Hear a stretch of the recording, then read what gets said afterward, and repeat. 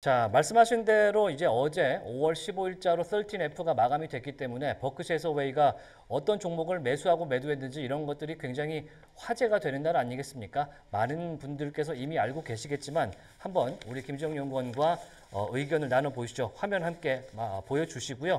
설명도 좀 부탁드리겠습니다. 네, 이번에 일단은 가장 먼저 이 버크셔 해서웨이부터 살펴보면은 사실 이 신규 종목은 추가적인 매수가 없었습니다. 이제 주요 매수는 다시 한번 이제 기존에 있던 종목들, 뭐 콘스텔레이션 브랜드라던가 뭐 도미노 피자, 그리고 뭐 옥시덴탈 페트롤리움 같은 이런 기존에 굉장히 보유하고 있던 종목들을 좀 선호했고, 특히나 다만 이제 조금 더 추가적으로 살펴볼 부분은 좀 확실하게 좀 계속해서 지금 매도가 이어지고 있는 섹터들이 몇 개가 있는데요. 일단 먼저 버크셔가 확실하게 좀 부정적으로 바라보고 있는 부분, 바로 금융 섹터입니다. 일단은 뭐 가장 많이 매도한 기업들 1, 2, 3, 4 모두 각각 뱅크 오브 아메리카, 시티, 그다음에 누뱅크로 모두 다 이제 금융 섹터에 포함되고, 또 그중에서도 이제 완전히 매도한 기업이 두 가지가 있었는데, 시티와 그리고 이제 남미에서 주로 활동하고 있는 핀테크 기업인 이 누뱅크였습니다. 특히 사실 시티 같은 경우는 웰스파고가 사실 2025년도에 가장 이제 유망한 금융 섹터로 뽑혔던 만큼 분명히 좀 기대감이 있는데, 이렇게 좀 금융 섹터를 팔았다는 것은 결국에 이 워렌 버핏이 다시 한번 좀 현재 경기에 대해서 경기 침체 등 여러 가지 좀 둔화 우려를 하고 있다라고 보시면 좋을 것 같고요. 다만 그 중에서 조금 그래도 좀 긍정적으로 볼 수 있는 부분이 있다면, 이제 원래 이 워렌 버핏이 3분기까지는 매수를 하다가 4분기에 매수를 멈추고 다시 이번 1분기에 새롭게 매수한 기업이 있습니다. 바로 이 하이코인데요. 하이코 같은 경우는 이제 항공 부품주로 이제 4분기에는 보잉이 파업이나 뭐 여러 가지 좀 안 좋은 문제들이 많았기 때문에 매수를 하지 않았던 것으로 보이지만, 다시 한번 또 항공 기업들 주가도 하락했고 또 충분히 저가 매수에다가 여행 수요도 좀 기대해 볼 수 있었던 순간이 오다 보니 지금 항공 부품주 이렇게 매수를 했기 때문에 앞으로도 좀 항공에 대한 긍정적인 기대 해볼 수 있을 것 같습니다. 그런데 지금 나오는 얘기로는 버크셔 해서웨이 쪽에서 SEC에 13F 공시를 낼 때 뭔가 신규 매수를 했는데 안 보일 수 히든 있도록. 처리해서 냈다는 네. 이야기가 있어요. 이게 뭐 추정을 할 수는 없겠지만 만약에 우리 김정은 연구원께서 워런 버핏이라고 생각을 하시고 나 같으면 뭘 사시겠습니까? 네, 이번에 사실 뭐 지난번에도 한번 이렇게 한 3분기인가 3개분기에서 4개분기 정도 동안 계속해서 공개를 하지 않았던 기업이 있었습니다. 그때는 이제 처분을 공개하지 않았는데, 네, 이번 분기에는 일단 금융 섹터를 팔았다는 것을 전제를 한다면 아마 금융을 사지는 않았을 가능성이 높고요. 그랬다고 한다면 아마도 다시 한번 좀 필수 소비재, 음식이나 아니면은 그 외에 약간의 산업재 라인에서 좀 구매를 했을 것 같습니다. 네. 의외로 뜬금없는 식료품 관련 주식을 또 사기도 하시고 피자? 저번에는 처부를 또 사실 때 또 가려서 사신 적도 있기 때문에 과연 워렌 버핏 이번에는 워렌 버핏의 이름보다는 이제 차기 CEO의 이름으로 다음 아마 분기에 발표가 될 가능성이 높은데 어떤 지금 포트폴리오를 내놨는지도 계속해서 지켜봐야 될 것 같습니다. 자, 금융주를 많이 팔았던 버크셔 웨이까지 봤고요. 이번에는 퍼싱 스퀘어를 한번 보도록 하겠습니다. 퍼싱 같은 경우에는 사실 우버 샀다고 거의 자랑을 했기 때문에 우버의 비중이 많이 높았을 걸로 당연히 생각이 됐었는데 나이키를 판 거는 좀 예상 밖이었던 것 같아요. 얼마 안 됐지 않습니까? 네, 사실 이번에 진짜 나이키를 정말 전액 매도를 했기 때문에 시장에서 처음에는 이제 좀 우려, 그리고 약간 시간에서도 주가가 많이 안 좋아하는 모습도 보였는데요. 근데 결국에 이거 빌 에크먼이 다시 한번 자기 X에다가 올렸습니다. 이게 사람들이 나이키 보통주 판 것만 이렇게 나오다 보니까 오해를 하고 있는데, 사실은 자기 그만큼 콜옵션을 매수했다라고 하면서 이 발언과 함께 그래도 나이키 다시 한번 좀 시간 외에서는 주가를 지켜주고 있는 모습이고요. 그 외에 또 이제 역시나 어떻게 보면 정말 빌 에크먼이 계속 우버 자랑했던 만큼 현재 이 퍼싱 스퀘어 전반적으로 점유율, 즉 투자 종목들 중에서는 이제 가장 많은 점유율을 차지하고 있는 게 우버입니다.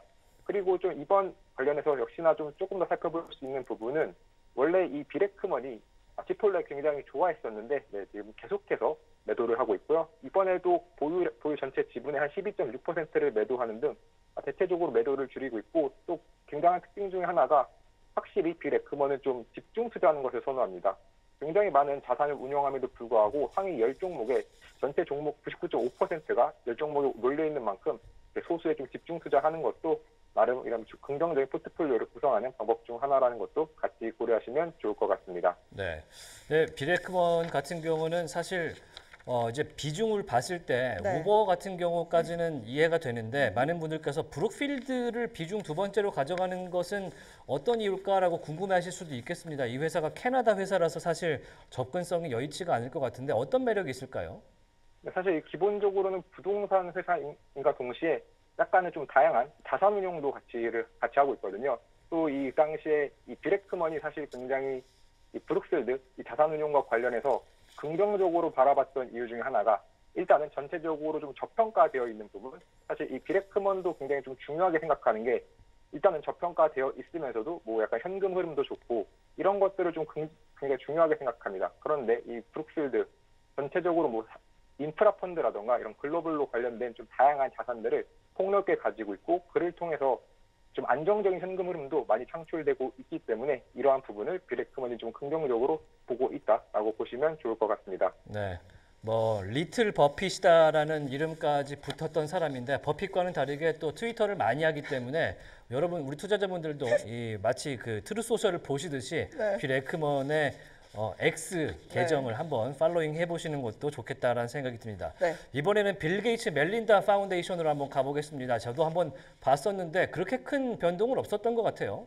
네, 이번에는 사실 정말 큰 변동은 없었습니다. 그 유일한 이제 매수가 있었다면 그냥 웨스턴 파마시티컬스를 조금 소폭 매수했던 것. 그리고 다만 이게 조금 뭐 큰 변화라고 본다면 굉장히 보유 지분 중에서 이 버크셔의 지분을 좀 많이 매도했습니다. 원래 항상 이제 마이크로소프트와 버크셔의 지분은 사실 원래 다 빌 게이츠랑 워렌 버핏이 기부한 자산들이기 때문에 좀 이런 자선 사업할 때 쓰려고 종종 파는데 이번에는 좀 매도 규모가 컸다는 점이 어떻게 보면 향후 이제 조금씩 워렌 버핏과 빌 게이츠가 조금씩은 이제 멀어지고 있는 모습을 약간은 상징하는 이런 매도가 아닌가라고 봐주시면 좋을 것 같습니다. 네, 그 웨스트 파마 같은 경우에는 주사기라든지 이런 의약품 패키징 업체라고 알려져 있는데 지금 눈에 띄는 그런 보유 주식 중에서는 웨이스트 매니지먼트도 있거든요. 그러니까 이 빌 게이츠 재단에서는 환경이라든지 네. 세계에서 이제 빈곤 퇴치 이쪽에 굉장히 신경을 쓰기 관심이 때문에 많으시죠. 의료화든지 쓰레기 처리하는 이런 업체들의 주식도 들고 있어서 이 점 참고해 보시면 좋을 것 같다는 말씀을 드립니다. 네. 자, 이번에는 빅쇼트 한번 보시죠. 빅쇼트가 굉장히 또 항상 생경한 느낌을 주는데 이번에 사이언 에셋은 어떤 걸 사고 팔았을까요? 네, 어떻게 보면 굉장히 좀 충격적으로 획기적인 포트폴리오 변화를 보였다라고 봐주시면 좋을 것 같은데요. 일단 에스티로더를 제외한 나머지 모든 기존 일선 보통주 주식들 모두 판매했습니다. 그래서 뭐 기존에 갖고 있던 뭐 보험회사, 아니면 병원, 의료회사, 아니면 중국과 관련돼서 뭐 알리바바라던가 바이두라던가 모두 다 매각했고요. 그리고 새롭게 매수한 것이 있는데 대부분 다 풋옵션 매수했습니다.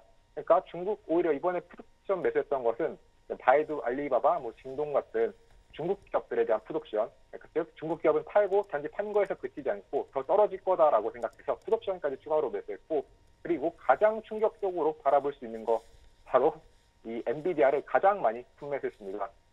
다만 이제 이 매수 시점이 사실 1분기이기 때문에 또 1분기 한 3월, 특히나 3월 같은 경우에는 엔비디아의 주가가 실제로 좋지 않았기 때문에 아마 만약 그 이후에 2분기가 시작됐을 현재 시점에 판매를 했다면은 많은 수익을 얻을 수 있었을 텐데요. 그렇지만 정말로 현재 이 마이클 버리가 이 품매수 지금까지도 들고 있는지 아니면 이미 청산했는지는 아직은 밝혀지지 않았기 때문에 다음 분기 이렇게 설틴F가 공개가 되었을 때 또 어떤 형태로 지금 마이클 버리가 투자 결과가 나왔는지 살펴보시면 굉장히 좀 인상 깊을 것 같습니다.